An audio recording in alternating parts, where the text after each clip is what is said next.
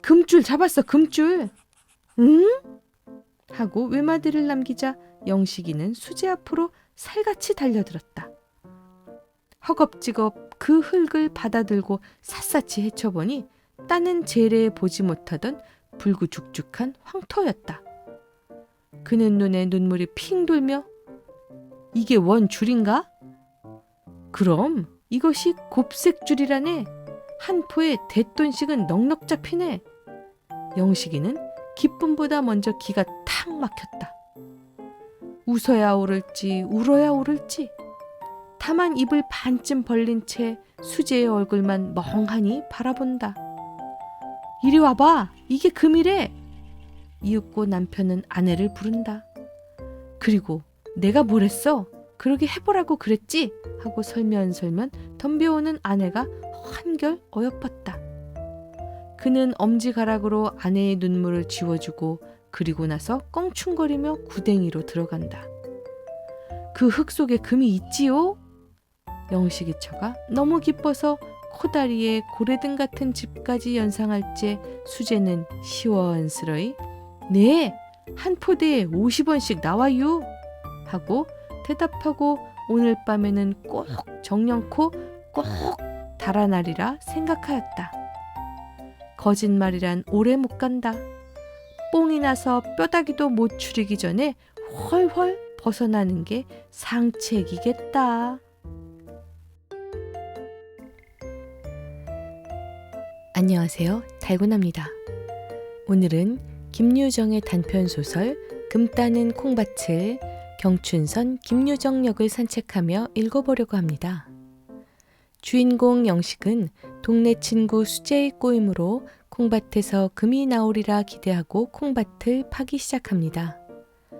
그러나 일확천금을 바라고 살면 그 끝이 언제나 좋지 못한 법이죠. 영식은 농사도 모두 망치고 수재는 결국 도망가고 맙니다. 하늘에서 뚝 떨어지는 금덩이가 있을까요? 그저 열심히 살면 그 끝에는 노력의 대가가 있겠죠. 경춘선 김유정 역은 2010년 준공된 역이에요. 가보시면 기와집, 그냥 기와집도 아니죠. 고래등 같은 기와집이 있어요. 근데 그게 역사더라고요. 너무 멋집니다. 옛 역은 1939년 신남역으로 준공되어 오랫동안 사람들의 사랑을 받았습니다. 신남역은 문인들과 지역 주민들의 요청에 따라 2004년 한국철도 최초로 인물명을 딴 김유정역이 되었답니다. 바로 역 앞에 위치한 신례마을이 소설 봄봄과 동백꽃으로 유명한 소설가 김유정의 고향이기 때문에 지역 주민들과 문인들의 요청으로 역명이 개명되었다고 해요. 기차역에서 내리면 걸어서 3분 정도의 거리에 김유정 문학촌이 있어서 소설가의 발자취를 느낄 수 있습니다. 옛 역사는 준철도 기념물로 지정되어 무궁화호 객차와 디젤 기관차가 함께 보존되고 있습니다. 산책하기 아주 좋아요. 경춘선을 타고 기차 여행하러 가셔서 김유정 문학촌도 둘러보시고 김유정역 산책도 하시고 또 닭갈비로 점심도 하시면 좋은 춘천 여행이 되시리라 생각됩니다. 그리고 바로 옆에는 강촌 레일바이크도 탈 수 있도록 되어 있어요. 다리가 조금 아프지만 주변 경관을 시원한 바람을 맞으며 즐길 수 있어서 참 좋았습니다. 그러면 김유정 역을 산책하며 소설 금 따는 콩밭을 들어보실까요?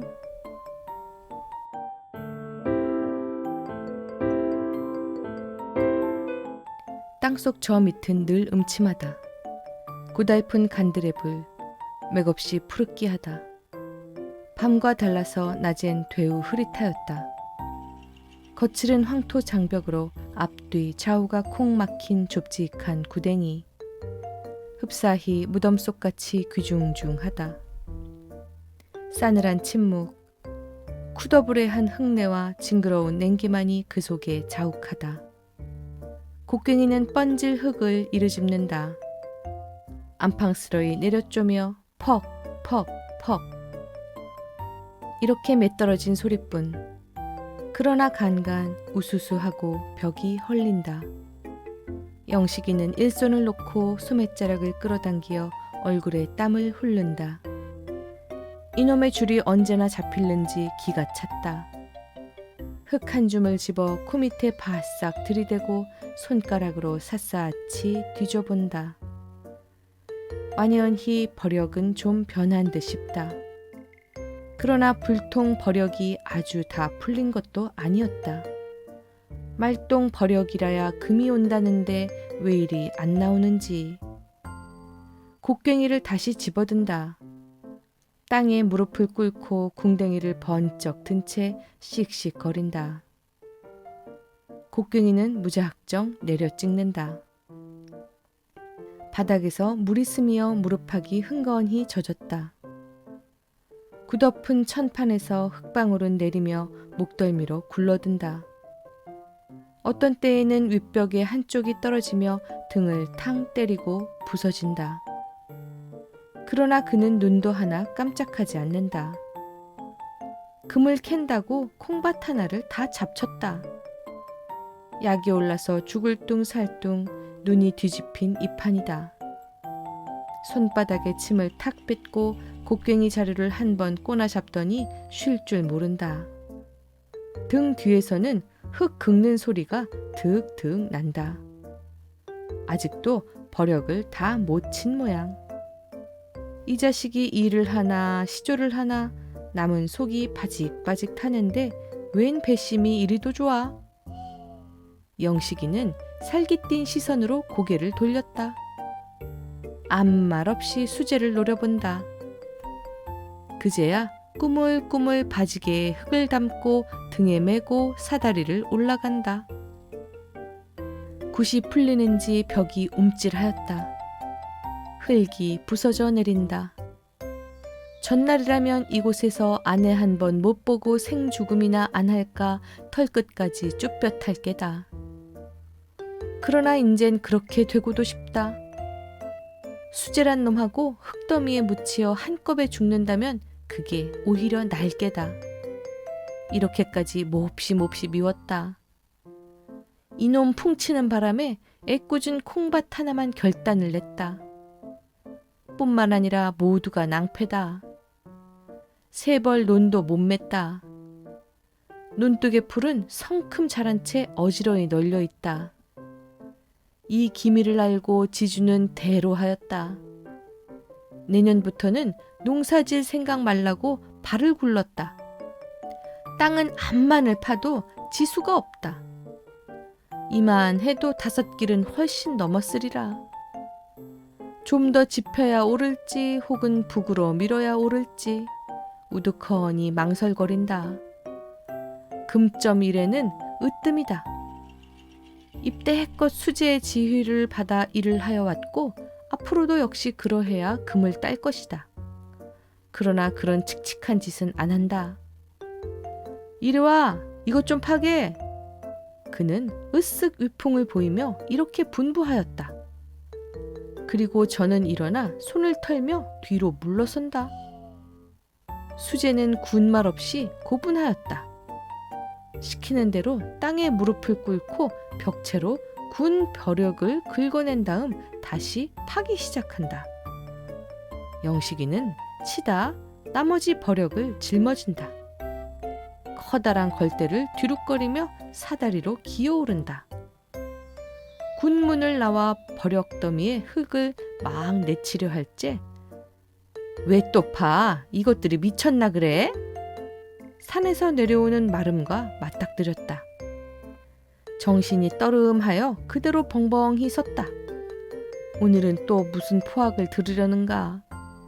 말라니까 왜 또 파는 게야?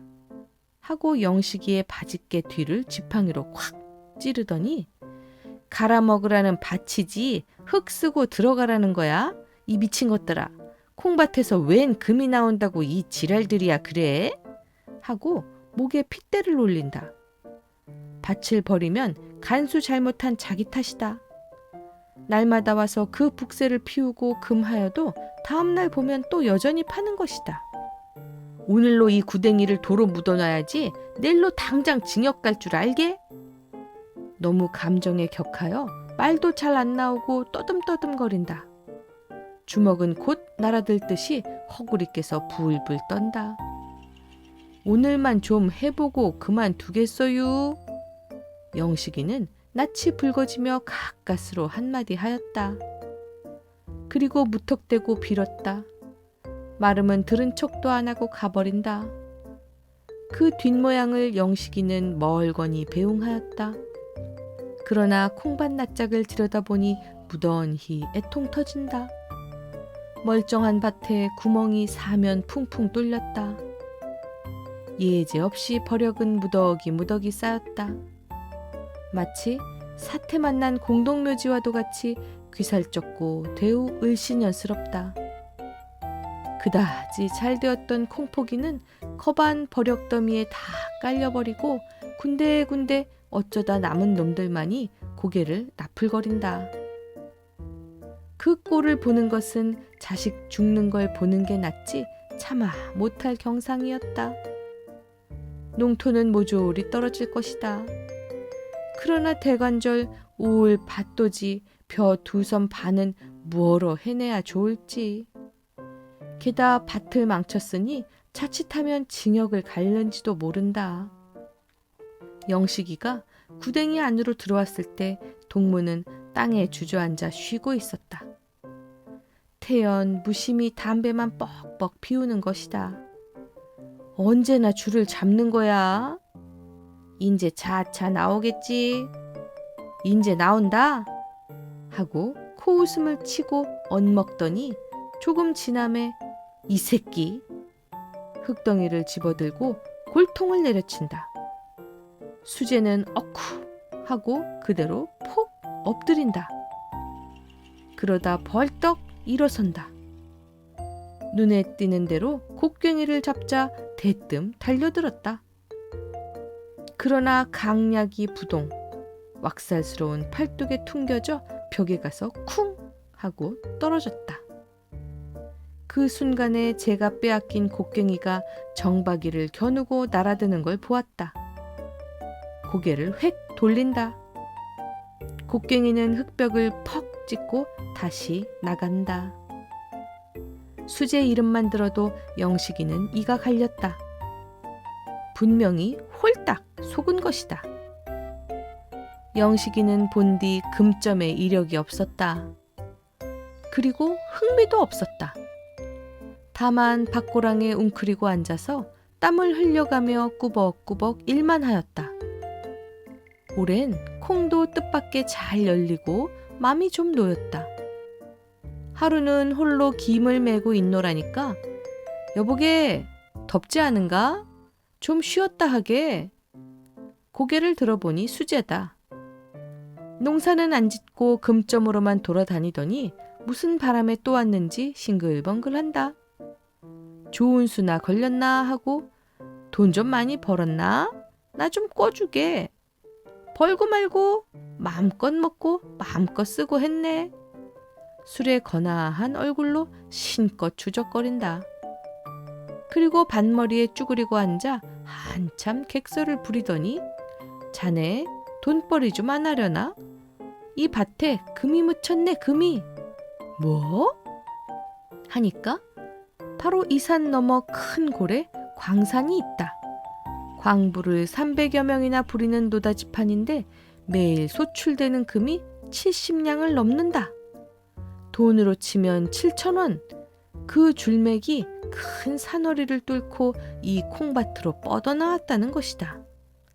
둘이서 파면 불과 열흘 안에 줄을 잡을 깨고 적어도 하루 서돈씩은 딸이라. 우선 30원만 해도 얼마냐? 소를 산데도 반필이 아니냐고? 그러나 영식이는 귀담아 듣지 않았다. 금점이란 칼물고 뜀뛰기다. 잘 되면이거니와 못 되면 신세만 조진다. 이렇게 전일부터 들은 소리가 있어서였다. 그 다음날도 와서 꾀성거리다 갔다. 셋째 번에는 집으로 찾아왔는데 막걸리 한 병을 손에 들고 영을 피운다. 몸이 달아서 또 온 것이었다. 봉당에 걸터 앉아서 저녁상을 물끄러미 바라보더니 조당수는 몸을 훑는다는 둥, 일꾼은 든든히 먹어야 한다는 둥, 남들은 논을 사느니 밭을 사느니 떠드는데 요렇게 지내다 그만둘 테냐는 둥 일접게 지절거린다. 아주머니 이것 좀 먹게 해주시게유. 그리고 비로소 영식이 아내에게 술병을 내놓는다. 그들은 밥상을 끼고 앉아서 즐겁게 술을 마셨다. 몇 잔이 들어가고 보니 영식이의 생각도 저기 돌아섰다. 따는 1년 고생하고 끼, 콩 몇 섬 얻어먹는 이보다는 금을 캐는 것이 슬기로운 짓이다. 하루에 잘만 캔다면 한 해 줄곧 공들인 그 수확보다 훨씬 이익이다. 올봄 보낼제 비료값, 품삯, 빚에 빚진 7,000원 까닭에 나날이 졸리는 이 판이다. 이렇게 지지하게 살고 말 바에는 차라리 가로지나 세로지나 사내 자식이 한 번 해볼 것이다. 내일부터 우리 파보세. 돈만 있으면야 그까지 콩은. 수재가 안달스리 재우쳐 보채일째 선뜻 응낙하였다. 그래 보세. 빌어먹을 거 안됨 고만이지. 그러나 꽁무니에서 죽을 마시고 있던 아내가 허구리를 쿡쿡 찔렀게 망정이지 그렇지 않았다면 좀 주저할 뻔도 하였다. 아내는 아내대로의 셈이 빨랐다. 시체는 금점이 판을 잡았다. 섣부르게 농사만 짓고 있다간 결국 비렁뱅이밖에는 더 못된다.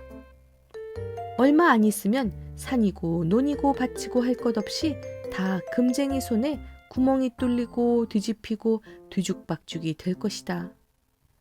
그때는 뭘 파먹고 사나? 자, 보아라. 머슴들은 짝이나 한 듯이 일하다 말고 후딱하면 금점으로들 내빼지 않는가? 일꾼이 없어서 오랜 농사를 질 수 없느니 마느니 하고 동리에서는 떠들썩하다. 그리고 번동 포농이조차 호미를 내던지고 강변으로 개울로 사금을 캐러 달아난다. 그러다 며칠 뒤엔 다비신에다 옥당목을 떨치고 희자를 뽑는 것이 아닌가? 아내는 콩밭에서 금이 날 줄은 아주 꿈밖이었다. 놀라고도 또 기뻤다. 올해는 노상 침만 삼키던 그놈 코다리를 짜장 먹어보겠구나만 하여도 속이 미어질 듯이 짜릿하였다. 뒷집 양근댁은 금점 덕택에 남편이 사다 준 고무신을 신고 나릿나릿 걷는 것이 무척 부러웠다. 저도 얼른 금이나 펑펑 쏟아지면 흰 고무신도 신고 얼굴에 분도 바르고 하리라. 그렇게 해보지 뭐. 저 양반 하잔대로만 하면 어련히 잘 될라고. 얼떨하여 앉아있는 남편을 이렇게 죽였던 것이다. 동이특이 무섭게 콩밭으로 모였다. 수재는 진언이나 하는 듯이 이리 되고 중얼거리고 저리 되고 중얼거리고 하였다. 그리고 덤벙거리며 이리 왔다가 저리 왔다가 하였다. 제 딸은 땅속에 누운 줄맥을 어림하여 보는 맥이었다. 한참을 밭을 헤매다가 산 쪽으로 붙은 한 구석에 딱 서며 손가락을 펴들고 설명한다. 큰 줄이란 본시 산운, 산을 끼고 도는 법이다. 이 줄이 노다지임에는 필시 익현으로 버듬히 누웠으리라. 그러니 여기서부터 파들어가자는 것이었다. 영식이는 그 말이 무슨 소린지 새기지는 못했다마는 금점에는 난다는 소재이니 그 말대로 하기만 하면 영락없이 금퇴야 나겠지 하고 그것만 꼭 믿었다. 군말 없이 지시에 받은 곳에다 삽을 푹 꽂고 파헤치기 시작하였다. 금도 금이면 애써 키워온 콩도 콩이었다. 거진 다 자란 허울 멀쑥한 놈들이 삽 끝에 으스러지고 흙에 묻히고 하는 것이다. 그걸 보는 것은 썩 속이 아팠다. 애틋한 생각이 물밀 때 가끔 삽을 놓고 허리를 구부려서 콩잎에 흙을 털어주기도 하였다. 아, 이 사람아, 맥적게 그건 봐 뭐래. 금을 캐자니깐. 아니야, 허리가 좀 아파서. 핀잔을 얻어먹고는 좀 열없었다. 하기는 금만 잘 터져 나오면 이까짓 콩밭쯤이야. 이 밭을 풀어 논도 만들 수 있는 것이다. 눈을 감아버리고 삽의 흙을 아무렇게나 콩잎 위로 획획 내어 던진다. 국으로 땅이나 파먹지. 이게 무슨 지랄들이야? 동리 노인은 뻔질 찾아와서 귀 거친 소리를 하고 하였다. 밭에 구멍을 셋이나 뚫었다. 그리고 대구 뚫는 길이었다. 금인가 난장을 맞을 건가 그것 때문에 농구는 버렸다. 이게 필연코 세상이 망하려는 징조이리라. 그 소중한 밭에다 구멍을 뚫고 이 지랄이니 그놈이 온전할 겐가. 노인은 제풀 화에 지팡이를 들어 삿대질을 아니할 수 없었다. 벼락 맞느니 벼락 맞어. 염려 말아유. 누가 알레지유? 영식이는 그럴 적마다 대퉁술에 흙을 되는 대로 내꼰지고는 침을 탁 뱉고 구덩이로 들어간다. 그러나 마음 한구석에는 언제나 끙하였다. 줄을 찾는다고 콩밭을 통이 뒤집어 놓았다. 그리고 줄이 언제나 나올지 아직 까맣다. 눈도 못 매고 물도 못 보고 벼가 어이 되었는지 그것조차 모른다. 밤에는 잠이 안 와 멀뚱하니 애를 태웠다. 수제는 낙담하는 기색도 없이 늘 한양이었다. 땅에 웅숭거리고 시적시적 노량으로 땅만 판다. 줄이 꼭 나오겠나? 하고 목이 말라서 물으면 이번에 안 나오거든 내 목을 비게. 서슴지 않고 장담을 하고는 꿋꿋하였다. 이걸 보면 영식이도 마음이 좀 뇌는 듯 싶었다. 전들 금이 없다면 무슨 멋으로 이 고생을 하랴. 반드시 금은 나올 것이다. 그제는 이왕 손에는 할 없거니와 그만두리라는 절망이 스스로 사라지고 다시금 주먹이 쥐어지는 것이었다. 캄캄하게 밤은 어두웠다. 어디선가 묻개가 요란히 지저댄다. 남편은 진흙투성이를 하고 내려왔다. 풀이 죽어서 몸을 잘 가누지도 못하고 아랫목에 축 늘어진다. 이 꼴을 보니 아내는 맥이 다시 풀린다. 오늘도 또 글렀구나. 금이 터지면 집을 한 채 사간다고 자랑을 하고 왔더니 이내 헛일이었다. 인제 좌지가 나서 낯을 들고 나갈 여미조차 없어졌다. 남편에게 저녁을 갖다 주고 딱하게 바라본다. 인제 꼰 양식도 다 먹었는데 새벽에 산재를 좀 지낼 텐데 한 번만 더 꺼와. 남의 말에는 대답 없고 유하게 흘게 늦은 소리뿐. 그리고 들어누운 채 눈을 지그시 감아버린다. 죽거리도 없는데 산재는 무슨. 듣기 싫어 요망맞은 년 같으니. 이 호통에 아내는 그만 멈칫하였다. 요즘 와서는 무턱대고 공연스레 골만 내는 남편이 영 딱하였다. 환장을 하는지 밤잠도 아니 자고 소리만 빽빽 지르며 덤벼들려고 든다. 심지어 어린 것이 좀 울어도 이 자식 갖다 내꾼지라고 북새를 피우는 것이다. 저녁을 아니 먹음으로 그냥 치워버렸다. 남편의 영을 거역히 어려워 양근댁한테로 또다시 안 갈 수 없다. 그간 양식은 줄곧 구워다 먹고 갚지도 못하였는데 또 무슨 면목으로 입을 벌릴지 난처한 노릇이었다. 그는 생각다 끝에 있는 염치를 곧제 쏟아던지고 다시 한번 찾아가는 것이다마는 딱 맞닥뜨려 입을 열고 내일 산재를 지낸다는데 쌀이 있어야지요 하자니 영 낯이 화끈하고 모닥불이 날아든다. 그러나 그들은 어지간히 착한 사람이었다. 그렇지요. 산신이 번나면 죽도 그럽니다. 하고 말을 받으며 그 남편은 빙그레 웃는다. 워낙이 금점에 장구 달아난 몸인 만치 이런 일에는 적잖이 속이 튀었다. 손수 쌀 닷대를 떠다주며 산재란 안지는 몰라도 이왕 지내려면 아주 정성껏 해야 됩니다. 산신이란 노하길 잘하니까요. 하고 그 비방까지 깨쳐보낸다.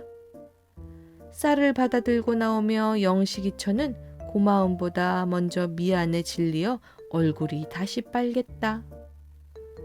그리고 그들 부부 살아가는 살림이 참으로 몹시 부러웠다.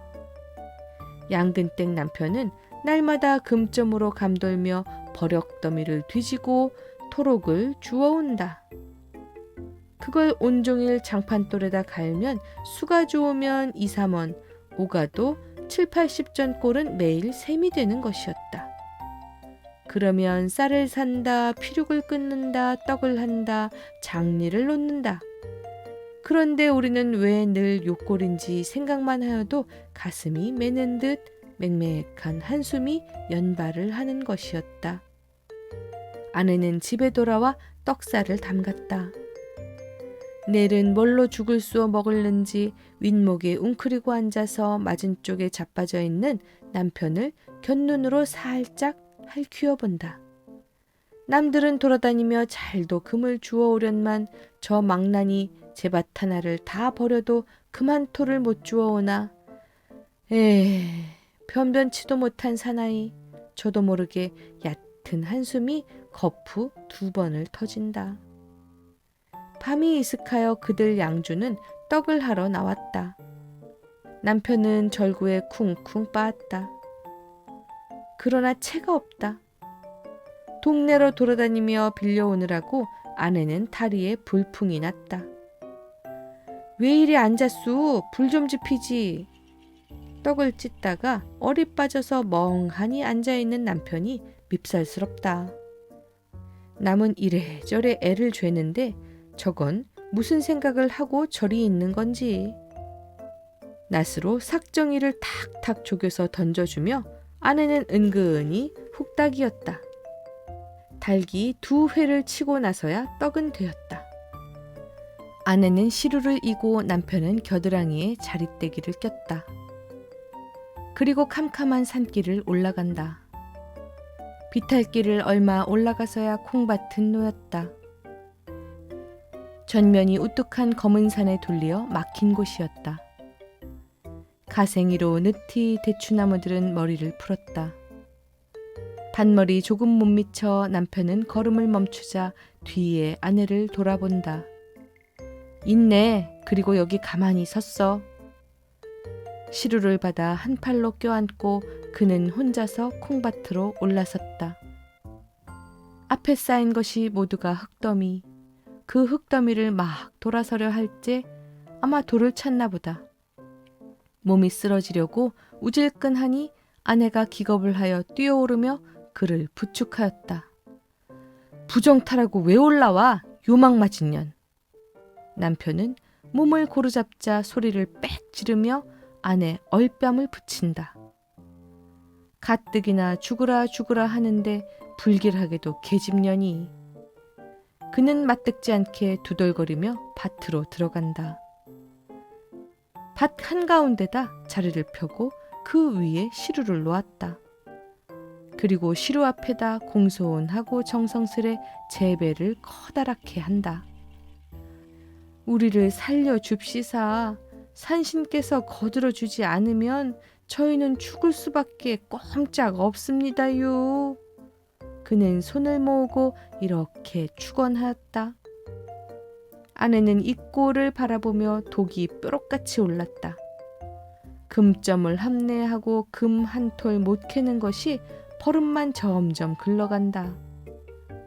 그전에는 없더니 요새로 건듯하면 탕탕 때리는 못된 버릇이 생긴 것이다. 금을 캐랬지 뺨을 칠했나? 제발 덕분에 그놈의 금 좀 나오지 말았으면. 그는 뺨 맞은 앙심으로 마음껏 방자하였다.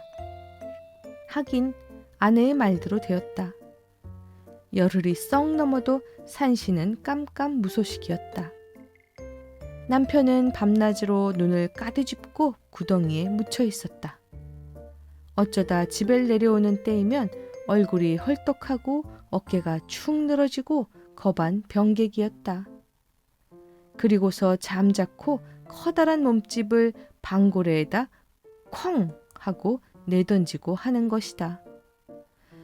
재미부터 죽어나 버렸으면, 혹은 이렇게 탄식하기도 하였다. 아내는 바가지에 점심을 이고서 집을 나섰다. 젖먹이는 등을 두드리며 좋다고 끽끽거린다. 이젠 흰 고무신이고 코다리고 생각조차 물렸다. 그리고 금 하는 소리만 들어도 입에 신물이 날 만큼 되었다.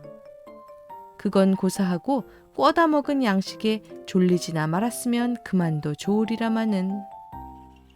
가을은 논으로 밭으로 누렇게 내리었다. 농군들은 기꺼운 낯을 하고 서로 만나면 흥겨운 농담. 그러나 남편은 애먼 밭만 망치고 논조차 건살 못하였으니 이 가을에는 뭘 거둬들이고 뭘 즐겨 할는지. 그는 동리 사람의 이목이 부끄러워 산길로 돌았다. 술숲을 나서서 멀리 밖에를 바라보니 둘이 다 나와 있다.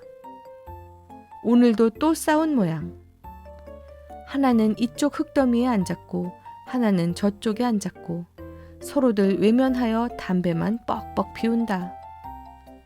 점심들 잡숫게요. 남편 앞에 바가지를 내려놓으며 가만히 맥을 보았다. 남편은 적삼이 찢어지고 얼굴에 생채기를 내었다. 그리고 두 팔을 걷고 먼 산을 향하여 묵묵히 앉았다. 수제는 흙에 박혔다 나왔는지 얼굴은커녕 귓속들이 흙투성이다. 코 밑에는 피딱지가 말라붙었고 아직도 조금씩 피가 흘러내린다. 영식이 철을 보더니 열적은 모양. 고개를 돌려 모로 떨어치며 입맛만 쩍쩍 다신다. 금을 캐라니까 밤낮 피만 내다 마려는가? 빚에 쫄리어 남은 속을 볶는데 무슨 호강에 이 지랄들인구. 아내는 못마땅하여 눈가에 살을 모았다. 산재 지낸다고 꼬운 것은 언제나 갚는다지요? 뚱 하고 있는 남편을 향하여 말끝을 꼬부린다. 그러나 남편은 눈썹 하나 까딱하지 않는다. 이번에는 어조를 좀 돋우며 갚지도 못할 걸 왜 꼬우라 했지요? 하고 얼추 호령이었다. 이 말은 남편의 채 가라앉지도 못한 분통을 다시 건드린다. 그는 벌떡 일어서며 황밤 주먹을 쥐어 낭창할 만치 아내의 골통을 후렸다. 계집년이 방정맞게! 다른 것은 모르나 주먹에는 아찔이었다. 멋없이 덤비다간 골통이 부서진다.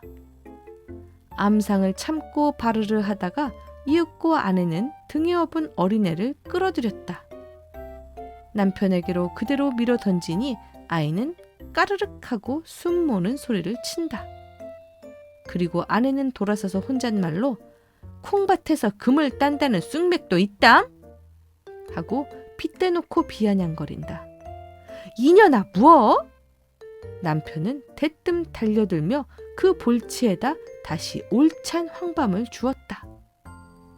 적이나 하면 계집이니 위로도 하여 주련만 요건 분만 폭폭 질러 놓려나? 예이 빌어먹을 거 이판 사판이다. 너하고 안 산다. 오늘로 가거라. 아내를 와락 떠다밀어 밭둑에 젖혀놓고 그 허구리를 퍽 질렀다. 아내는 입을 헉 하고 벌린다. 네가 허라고 옆구리를 쿡쿡 찌를 째는 언제냐? 요 집안 망할년. 그리고 다시 퍽 질렀다. 연하여 또 퍽. 이 꼴들을 보니 수제는 조바심이 일었다. 저러다가 그 분풀이가 다시 제게로 슬그머니 올마올 것을 지레 채었다.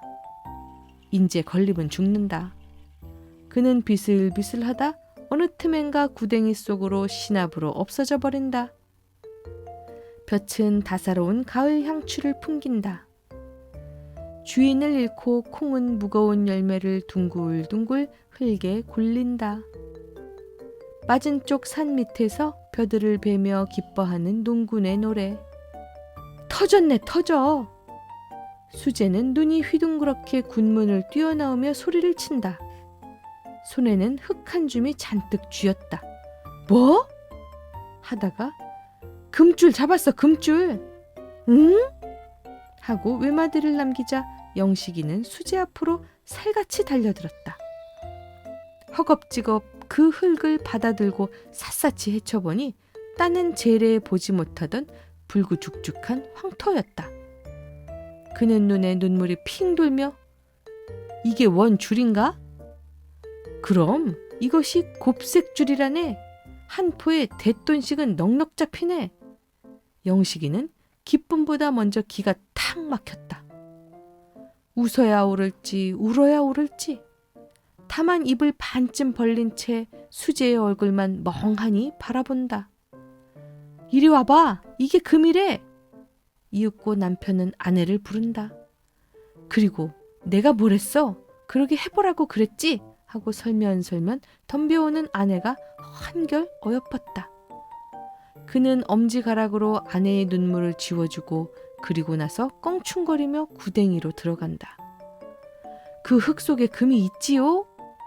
영식이 처가 너무 기뻐서 코다리에 고래등 같은 집까지 연상할 째 수재는 시원스러이 네, 한 포대에 50원씩 나와요 하고 대답하고 오늘 밤에는 꼭 정령코 꼭 달아나리라 생각하였다. 거짓말이란 오래 못 간다. 뽕이 나서 뼈다귀도 못 추리기 전에 훨훨 벗어나는 게 상책이겠다.